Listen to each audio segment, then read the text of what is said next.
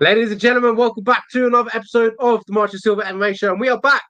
UFC 302 just went down this weekend, and we've got some fights to talk about this weekend as well. Firstly, Oscar, off the back of the 302 event, how are we feeling? So I thought I was gonna feel really bummed out at the end because I'm a big Dustin Poirier fan. I thought Poirier was gonna get tapped out quite easily, but that was not the case. He had a fantastic showing. He looked so good out there. He gave Islam arguably one of his toughest fights. So I'm really proud of Dustin, and I hope he's not done. Yeah, it would be a shame to see Dustin go out, obviously on a loss like that. But he did go out probably. Well, he went down a fighting man, didn't he? What was your scorecards? Just quickly, what was your scorecard heading to the fifth? Okay, so I thought that there was an argument that the fight was tied up heading into the fifth. Uh, sure, there was at least 2 rounds that Islam won for sure, but I feel like Dustin for sure had an argument in rounds 2 and rounds 4. Round 4 was the more definitive round. You could give round 2 to Islam, and I would have a problem with it. But just trying to stay hopeful in the moment, I thought it was tied. Yeah, I completely agree. I also had it 2-2 heading to the fifth. So, yeah, good fight from Dustin until obviously the fifth just got caught, and obviously the submission came quick. And Islam is a finisher, though, isn't he? We talked about, is a guy that wants to finish these fights. Not really like his well, I say not really, but he's a guy that wants to finish fights, should we say? So Islam is on some streak. Is there anyone can stop him? He expressed his interest going up to 170 pounds again. So maybe that's the future that we see for Makachev. How do you fare? How do you see him faring? Sorry, at 170 pounds if he does.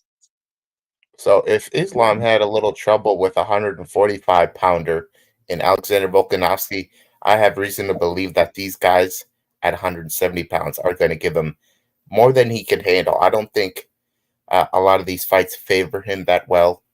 Like the Leon Edwards fight. Leon Edwards has become a masterful defensive wrestler as of late, defending takedowns from Usman and Covington. It's not a great fight for him, but he will for sure be competitive in those bouts. But for me, he has to beat Arman Sarukian again if he wants to make that leap. In fact, Arman Sarukian said that the fight is in the works. It's going to be in October or November of this year.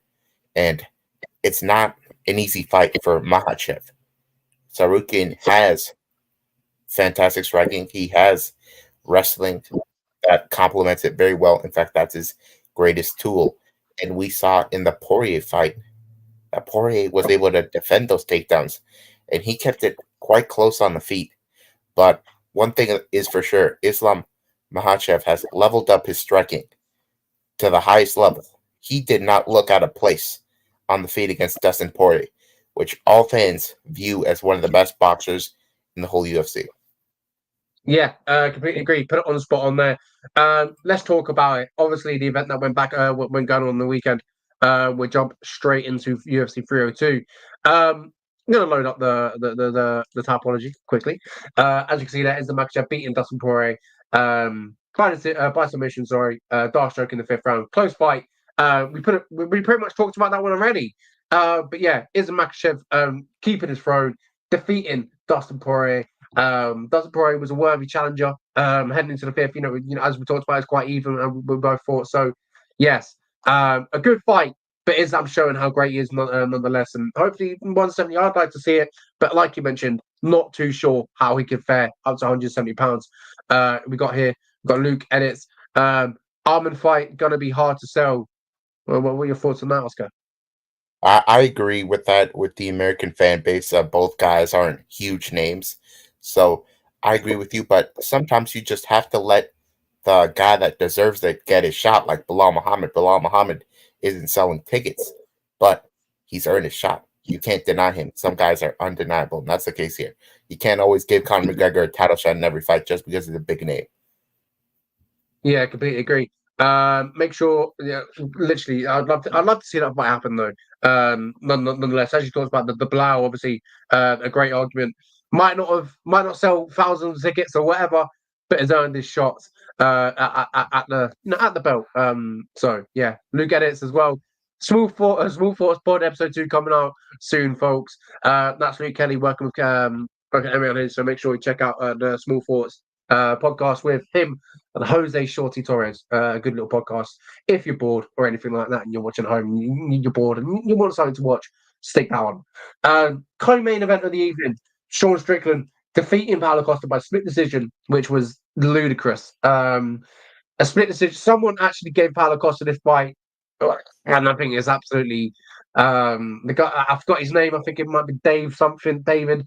David Torelli. Dave Torelli. Yeah, David Torelli. He knew to use his job. Completely absurd. Sean Strickland did what he needed to do: pressure and jab. That's it. That won him the fight. Here's what I'm thinking. I'm thinking that Dave Torelli, the judge that scored the fight, I believe it was 49-47, I believe it was, in favor of Paulo Costa. I believe that he switched the scorecards. I think he scored the fight 4-1 for Sean Strickland, and he accidentally made a switch because that is the only reasonable way that you can come up with that scorecard. This fight was not interesting. It wasn't competitive in my eyes. Paulo Costa, if he wanted to win this fight, he had to walk forward and he had to land the big shots. And that's simply not what he did here. He was backpedaling for most of this fight. Strickland was applying the pressure. He was checking all the leg kicks from Paulo Costa, and he was beating up the body and using the jab as he always does. My prediction could not have been more close to the truth. But I did think Paulo would put up more of a fight, but he simply didn't. And Sean Strickland, he apologized for the fight afterwards, and I feel like that's a worthy apology because we know that if he went for the kill, he could have had a lot more success in terms of maybe finding a finish, because at the end of the fight, he just walked forward recklessly and swung with great power and even threw these crazy kicks at Paulo, and he was able to hurt Paulo. So I think he could have done better in this fight if he really pushed the pace, but he played it safe, and you really can't blame him. He does this to most guys.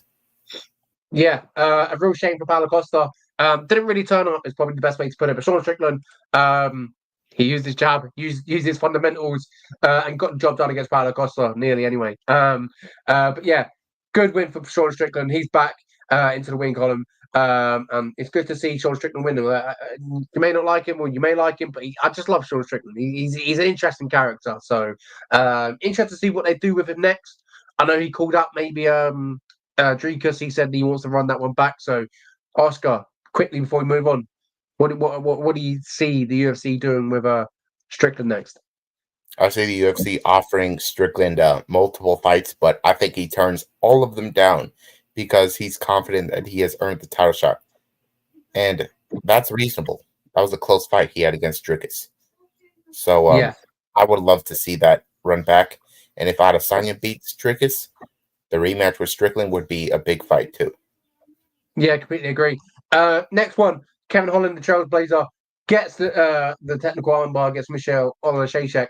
Kevin Holland, first round submission, pretty much walked to victory, got the job done. It was looking a little bit ropey on the feet, but as soon as it went to the ground, it was game over. This was a wild fight. I thought Kevin Holland would get a submission in this fight, but I thought he would be the one having the success on the feet.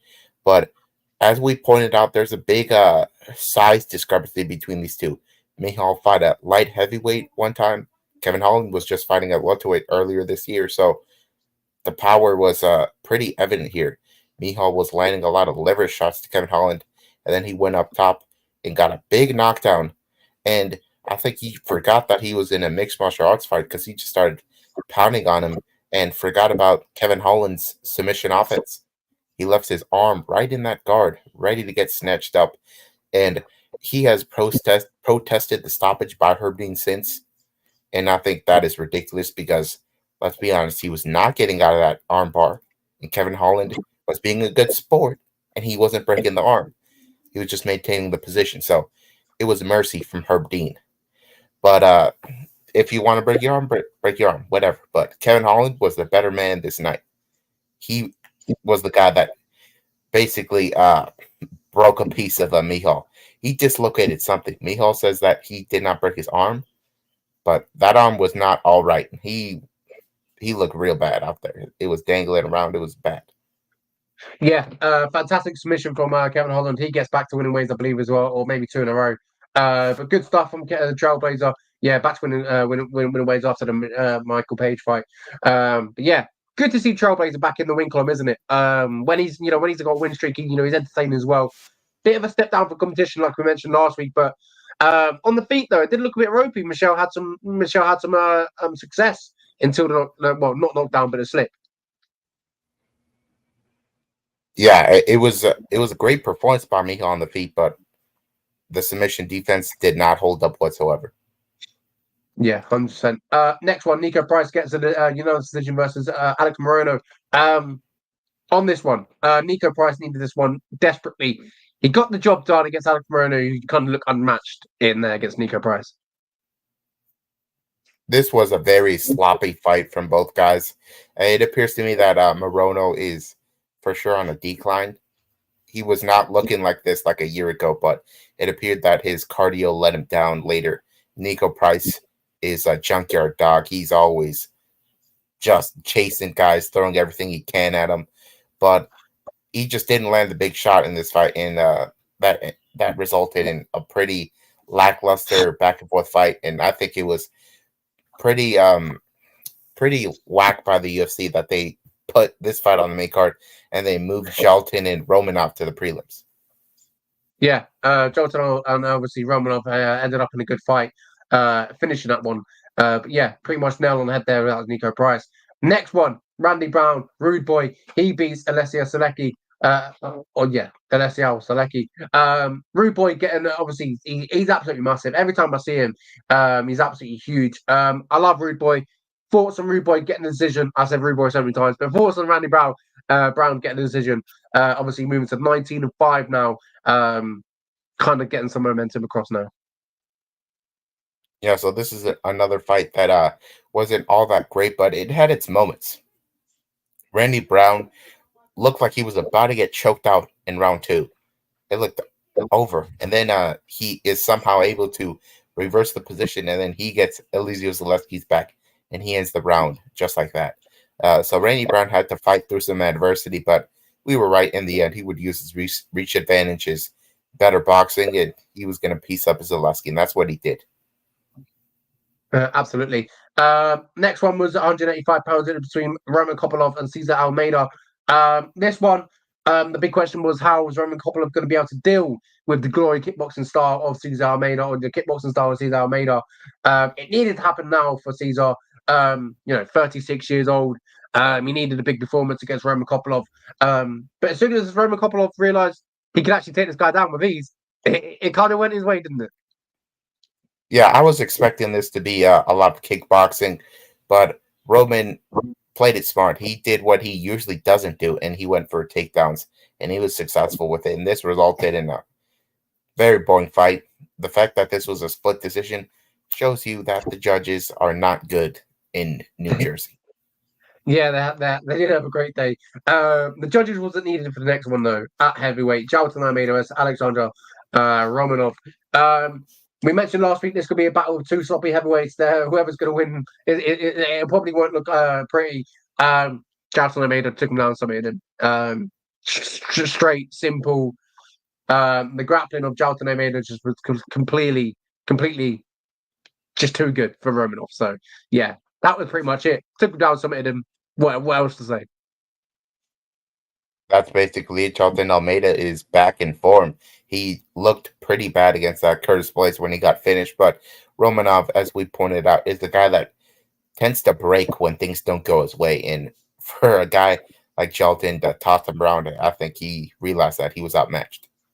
Yeah, completely agree. Grant Dawson also beating up Joe Selecki. Joe was a heavy underdog. Sorry, KGD really put himself on the map once again. Needed this one as well. Obviously losing to Bobby Green, getting knocked out. This one was pretty much a big one for him. Needed to get back in winning ways. He did it. I would say in good fashion. Probably not the fight. Probably would want to get a finish, obviously, but he's back in the win club. That's all that matters, and it's good to see Grant Dawson back. I think he's really underrated.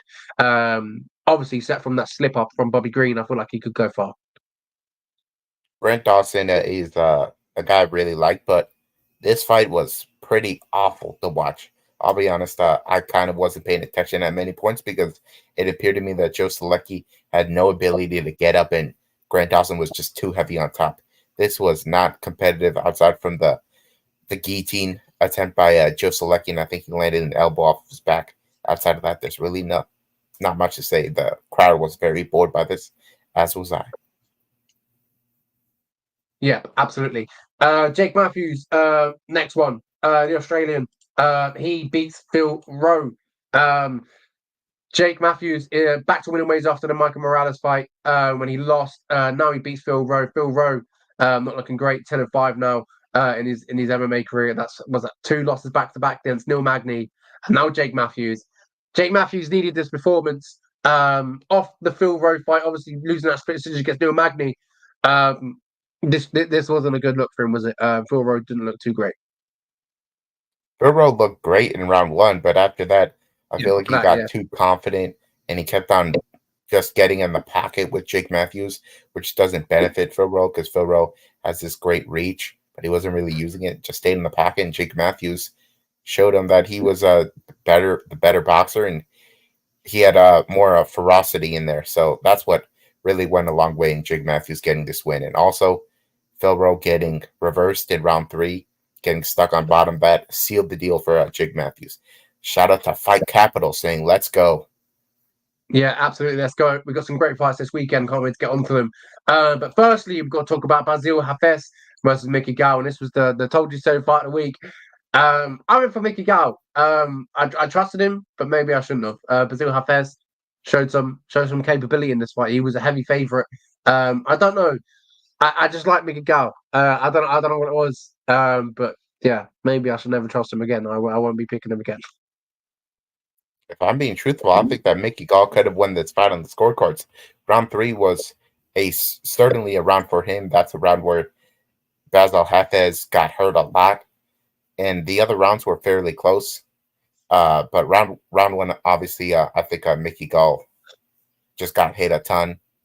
Basil Hafez is still a guy you have to watch out in this division.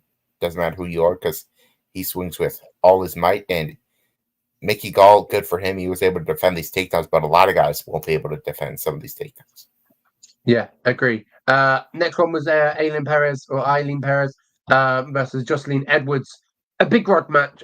Sorry. Obviously they had a meeting in the UFC PI. A fight that was going to be made, and it was made. Perez gets the nod. Edwards had some moments, but clearly wasn't enough. This was a weird fight. We had a lot of reversals early in the fight that kind of showed that their grappling is not that high level if they were allowing those reversals to be done so easily. Perez scores a knockdown with a spinning back fist. Edwards just got shut down here. She usually has like a high volume on the feet, but she was kind of scared of the takedowns from Perez, and Perez did exactly what I thought she would do. She just looked good out there.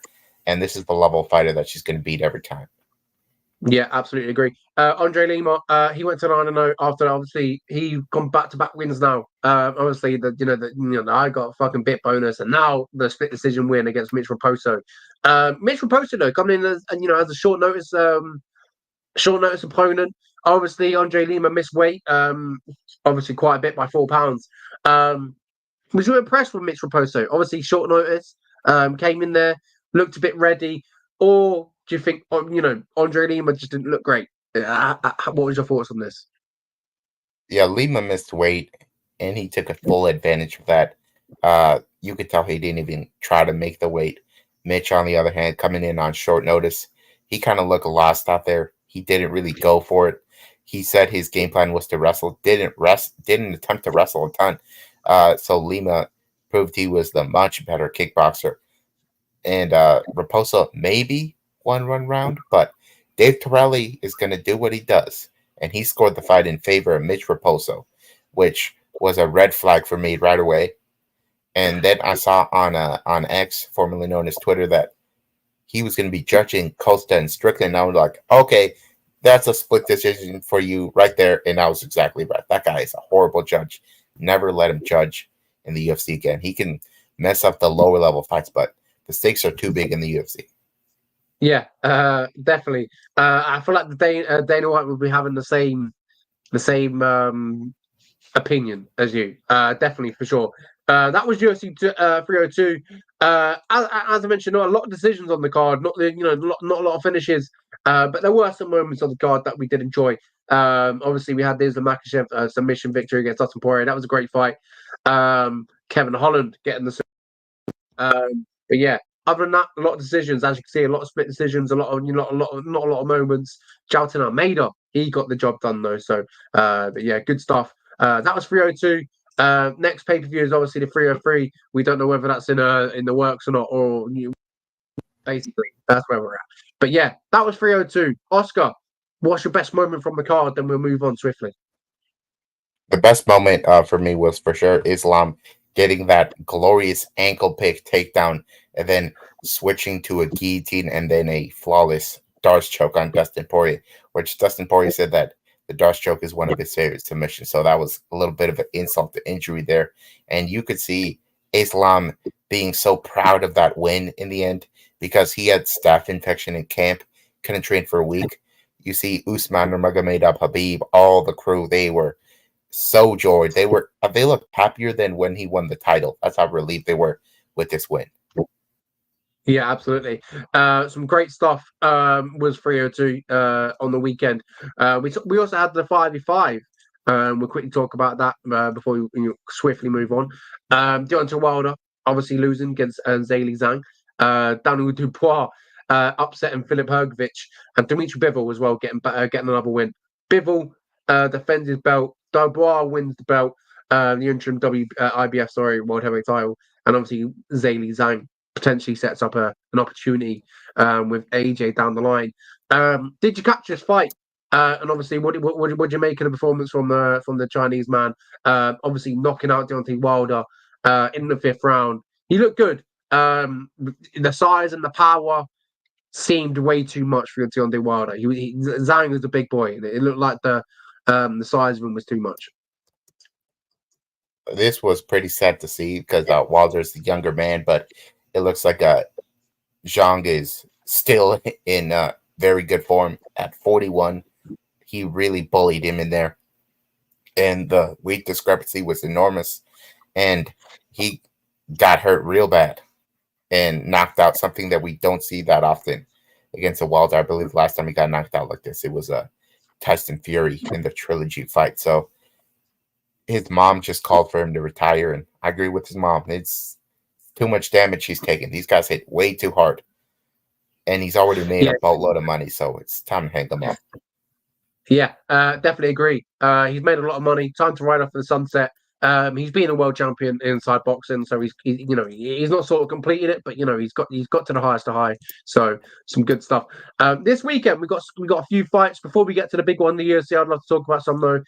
We've got Cage Warriors this weekend. We've got Wilson Reigns, Roberto Hernandez. We've got Bruno Souza, Wilson Reigns in the main event. That's not too bad. Two UFC former UFC guys in the main event, so some good stuff there. Other than that, I'm not too sure who else we got really. So maybe the main event is pretty much what we're looking for. Yeah, to be honest, yeah, we've got Damon Wilson, Roberto Hernandez, and obviously the main event and Bruno Souza. That's probably the one I'm looking forward to. Who have you got in that tie? And then Oscar, I'll ask you about that. That fight, I don't really know these guys all that well, so I can't give an educated pick. But Wilson Reese, he was before my time, but Bruno Souza has this really good karate game. Wilson Reese is a jiu-jitsu guy. It's a tough one. I think Bruno Souza can defend the takedowns, and now also he points it. Yeah, Bruno Souza obviously karate combat as you talked about there. Big karate base. Be good to see if you can get the job done. But yeah, that's Cage Warriors. We've got some really a lot of good shows this weekend. Quickly, but yeah, let's quickly get the next one. We've got KSW as well. The only one I want to talk about is Field of Freeze in the co-main event against Augusto Sakai, obviously another former UFC heavyweight. So make sure you check that one as well. Phil DeFreeze on some run in KSW. So let's have a look. Look at that. Wow. Beating some really good guys. Todd Duffy, Luis Enrique. Obviously, in his last fight, he got a draw. That was only it was a grappling bout with Josh Barnett. He's on some run, and he half an hour up the road. So yeah, fantastic guy. Make sure you watch out for the co-main event of KSW. Field of Freeze, ladies and gentlemen. Next one, we also got PFL Europe 2, the one I'll be tending this weekend. This one is actually in New 20 minutes up the road as well. Fantastic event. Savannah Marshall, Vargas in the main event, Kane Musa, Dylan Took, Jack Wright, who I've interviewed, Charlie Leary, Lewis McGrillen making a return. We got also Dean Garnett, we've got Chanel Dyer, fantastic little prospect. Ibrahimov, another great prospect. Dominic Wooding versus Luke Shanks. Some really, really good card. Really, really good fights on the card. Mark Ewan as well. Wow. There's some special talent on this show, so make sure you get watch out for that. And you got Ben Willis as well taking on 0-7 guy. So yeah, you can only see where that fight's going. But yeah, fantastic little card. Make sure you tune out for PFL Europe 2 in Newcastle as well. There's also one more that I want to talk about before we get to the UFC. I know. But Octagon 58, 28,000 seater stadium this weekend. They filled it out. They sold it out. 28,000 seats will be there. Everyone will be there watching Carlos Formola versus Attila Veg. One of the best rematches in the century. In terms of European MMA, this is huge for them. The Czech, the Slovakians, all that side. This is like a really, really big fight. It's going to be insane inside the atmosphere, inside the stadium at Eden Arena. Make sure you watch that as well, live on Octagon.tv and also the Zone. David Cosmo as well, and versus Iron Serdu in the co-main event. And we also have a few Brits on there as well. We've got Shamrock. Everybody should know who Shamrock is. Fantastic guy, fantastic story behind him. We've got Akon Wallace as well, as he looks to make his another step in the 155-pound Tip Sport Game Changer tournament. If he beats Legursky, it's looking good for him. I feel like he, could be one of the favourites as well. But Shamrock and Akon Wallace is the one of the fights that I'm looking forward to. We've got Makwan Imirikani as well. Could be the last dance for him. I know he retired after his last one and Octagon, but this one, if he loses, could be a wrap for Imirikani.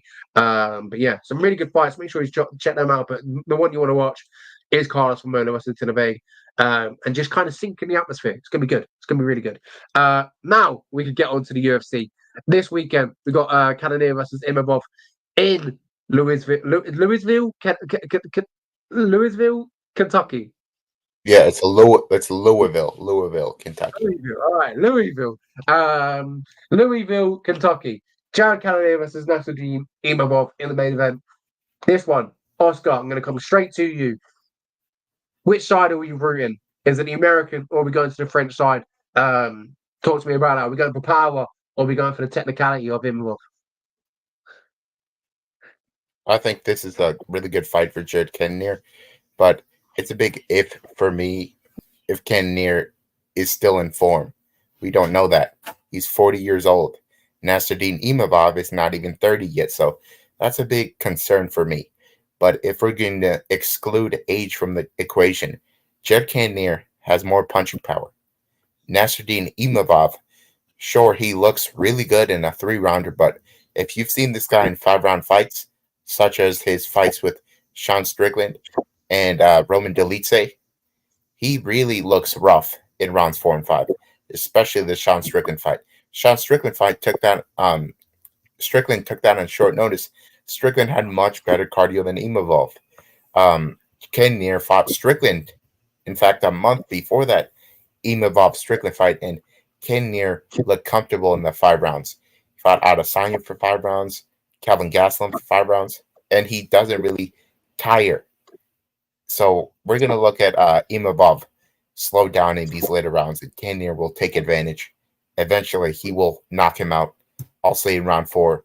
Cannonier, I think at 40 years old, there's been no evidence in his recent fights that the age is bothering him. It's a 2-year layoff, so that's concerning, but if he's anywhere near what we're used to, I think he breaks down Imavov later in this fight and knocks him out. Yeah, I'm also going with Cannonier as well. You talked about it. Obviously, he beat Sean Strickland, beat a former champion. Obviously, that was 2 fights ago. Then beat Marvin Vettori. It's just good to see Cannonier back. I'd love to see him fighting regularly. Obviously, a few injuries, and obviously he's meant to fight the Lindsay in December. But now, good to see him back. Obviously, it's just under a year, by the time they fight. So good to see him back. Jared Cannonier, the Killer Gorilla. I'm also going with him as well. Co-main event is a fantastic one as well. Dominic Reyes versus Dustin Jacoby. Dominic Reyes needs this one badly, but if you look at his recent run, he's been getting knocked out. And who do they put him up with? Dustin Jacoby, who I feel like is a sniper and has the opportunity to knock out Dominic Reyes. And that is exactly my pick. Dustin Jacoby, obviously a former kickboxer, glory kickboxer, has knockout power, has fantastic striking. Dominic Reyes has been looking, I wouldn't say, he's been looking awful. He's been looking awful as late. He's been getting knocked out by everyone. And I feel like Dustin Jacoby has that opportunity, has the capability to knock him out. 3 knockouts in a row. Dominic Reyes obviously got knocked out by Jan Blachowicz, Jerry Bujanska, and obviously recently Ryan Spran has been dealing with some injuries, etc. But I just don't know. I just don't trust him. 3 knockouts in a row. I'm rooting for the other side. Dustin Jacoby by knockout. I think I'm fairly confident on that. I'm gonna have to agree with you. Justin Jacoby, I've always picked him in the UFC. Never pick against him because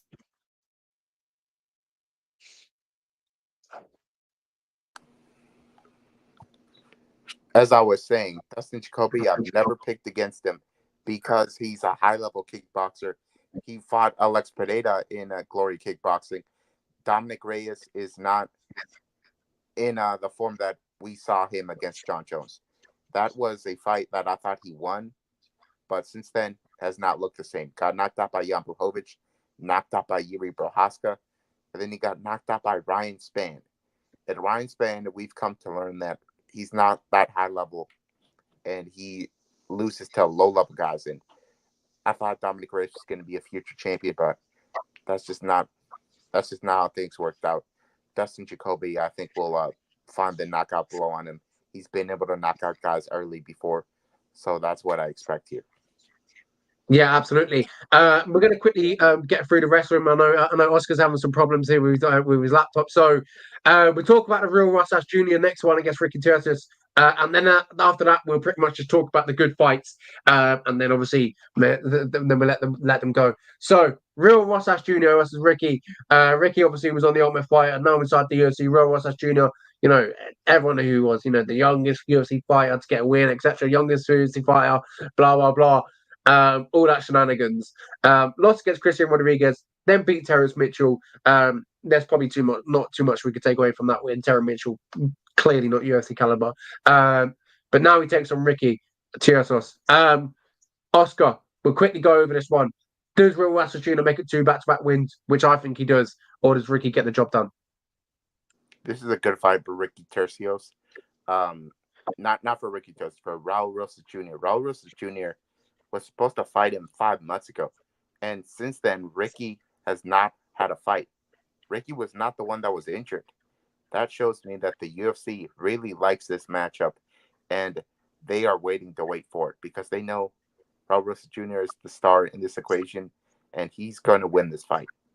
He can get these takedowns, and he can get his back with ease in these early rounds.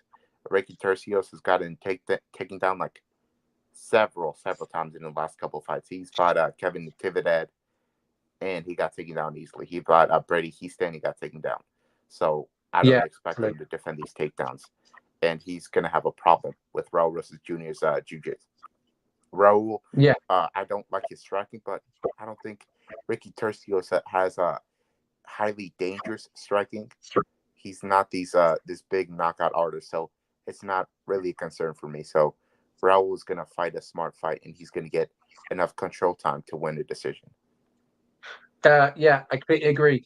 Looking forward to that one. You got 3 good fights: Jared Cannonier, Imavov, Dominic Reyes versus Dustin Jacoby, and obviously Real Rosas Jr. Ricky Tercios. Let's talk about the rest of them. I know Oscar's on his phone. He's his makeshift phone here, makeshift webcam.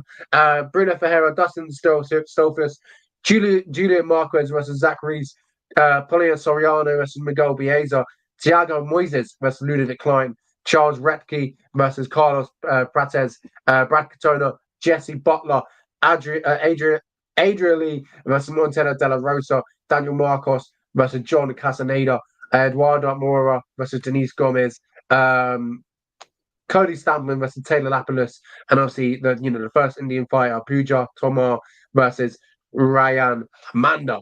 Oscar, I'm going to quickly ask you 3 fights that you would like to highlight, and obviously we'll keep the ball rolling. I know we're on limited time here, so obviously I don't want to keep it too long, and obviously you're using your iPhone or your phone or whatever as a camera, so we're kind of makeshift in this one. No, it's fine. I can stay here for the full preview, but a fight that I would like to highlight is Thiago Moises and Ludovic Klein. Thiago Moises used to be a ranked lightweight and even fought in a main event against Islam Makhachev. Ludovic Klein has had a lot of fantastic knockouts in the UFC, but since then he's upgraded his grappling and he's giving guys all kinds of problems. So I think this is a good clash of styles. Thiago Moises, if he gets takedowns, he could give him problems with his jiu-jitsu, but Ludovic Klein is very dangerous on the feet. And as I said, his grappling has improved significantly in these recent fights. So I think he can defend these takedowns, and he's going to piece up Thiago Moises on the feet and win a decision. It can definitely happen. I like this fight. Another one I want to talk about is Soriano versus Miguel Baeza. I think this has got fight night written all over it. 2 punches. I feel like there's going to be a finish in this one. Thoughts on that, Oscar? Who have you got? Soriano, who's obviously showed glimpses inside the UFC, potentially, and obviously Baeza as well has showed glimpses inside the UFC, but seemed to not kind of be at the highest level inside the UFC. So, what are your thoughts on this one? Who takes this, Soriano or Baeza? Both guys have had a very rough luck in the UFC as of late. Miguel Baeza has been knocked out multiple times after losing to Ponzinibbio. He got knocked out by Andre Fialho, which Fialho has been cut since. So the durability is a big flaw in his game. And Punahele Soriano, his big flaw is his cardio. After round 1, he's not the same fighter. He got the second round knockout against Dustin Lungiabila, but in the majority of these fights, if he doesn't get the early finish, he looks very sloppy out there, and he gets pieced up and sometimes finished, as he did against Dustin Solsvitz. He got knocked down, and then he got his back taken and choked out. Miguel Baeza has not fought for 2 years in order to recover from the damage he's sustained in these fights. And since then, he's been in a lot of grappling matches. So he's trying to improve his grappling. So I expect him to go for takedowns in this fight to try to wear down Soriano.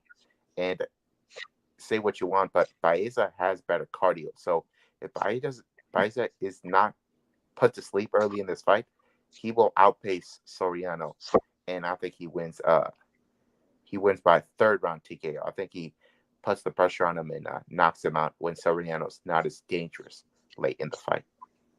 Yeah, another one I like. I like the look of is Brad Katona as a Jesse Butler. I like Brad Katona. Big fan of him offside. Obviously coming back off tough, getting the job done.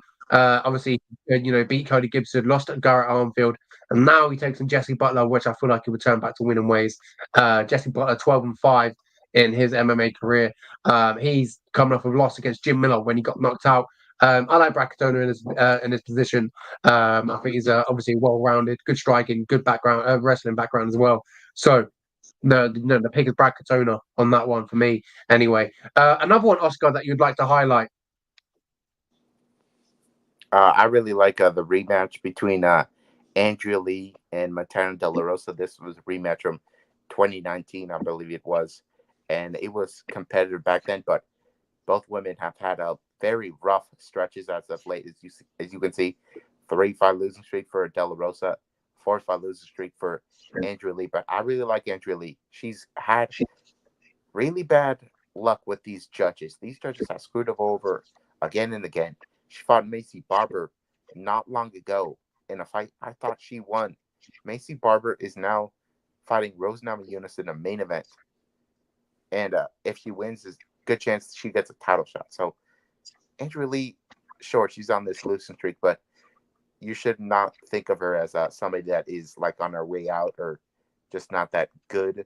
Montana Del Rosa, on the other hand, rough luck as well, but I don't think she's on the same level. So I think this is a good bounce back fight for Andrea Lee, somebody she's already beaten. So I'm rooting her to win this decision, and I think she does. She's a much better kickboxer. Yeah, agree on that one. And they've got Daniel Marcos as well versus John Castaneda. Marcos coming off the win against David Grant. But yeah, a few really good fights. Cody Stamann, Ted Lapoulos. Obviously, the first Indian fighter that I mentioned. First female Indian fighter, Pooja Tomar. So good to see that being ticked. Obviously, India could be a huge market for the UFC if they could really tap into it. Some good stuff. Looking forward to that. So yeah, back to you, Oscar, as well. One fight that you're looking forward to. And then that's it. That's a wrap. Yeah, one fight I would like to highlight was Bruno the Hulk Ferreira against Dustin Stoltzfus. That is an exciting fight for me, but Bruno has never gone to the scorecards in the UFC. He always knocks guys out, or he gets knocked out. He knocked out Gregory Rodriguez in his debut, and then he got knocked out by Nursultan Ruziboyev. And then he knocks out Phil Haas and takes Phil Haas out of the UFC, which is not an easy task. And Dustin Stoltzfus has surprised a lot of people with his win over Punahele Soriano. He had a really tough stretch of competition here. So I think we see a finish either way, but I will go with a Bruno Hulk Ferreira to continue to his knockout streak. Yeah, that's a great one as well. Looking forward to that one. Some good fights. Obviously, the top three are really good. Jai Cannonier, Imavov, Dominic Reyes versus Dustin Jacoby, and Raul Russell Jr. returning as well. Some really good fights. I'm looking forward to it. There's a lot of fights going on this weekend, as I quickly showed you. PFL, Octagon, Cage Warriors, KSW. Make sure you tune in if you can. Watch some more. Some really good fights on all of them. But yeah, that's pretty much it, Oscar. We've got this one. Obviously, we've got this one here, and if you join us next week, I'm going to quickly ask and see what we got in store for them next week. What do we have? We have obviously Alex Perez versus Tatsuro Taira. Yeah, so that's in the Apex. I really don't like fight nights in the Apex, but I do like Tatsuro Taira. Tatsuro Taira might be the first UFC champion from Japan, so at least that excites me. But we saw Perez play spoiler earlier this year in the main event, getting a stunning knockout over Matheus Nicolau. I like that fight. It doesn't have name value at all, but it's going to be entertaining. Yeah, absolutely. Tatsuro Taira coming off the obviously 15-0, coming off a win against Carlos Hernandez. Now it takes on Alex Perez, as you mentioned, coming off a win against Matheus Nicolau. So make sure you tune in next one for that one. A few good fights on there. As you've got Garrett Armfield versus Brady Heistein in the co-main event, seemingly. So yeah, some really good fights. Make sure you tune in next week to catch that as well. Oscar, that's pretty much it, isn't it? We got to say our goodbyes. Yeah, next week I'll have a fully charged laptop and a lot of predictions that will be correct, because these predictions are on a hot streak for me as of late. If you looked at the predictions last week for 302, it was 9 out of 12. And wow, those fights, short.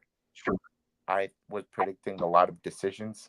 I had doubts about it, but sometimes the fights are just not going to be exciting. Yeah, agree. And MMA is unpredictable. But yeah, this is where we end it. Thank you very much for joining us. An absolute pleasure.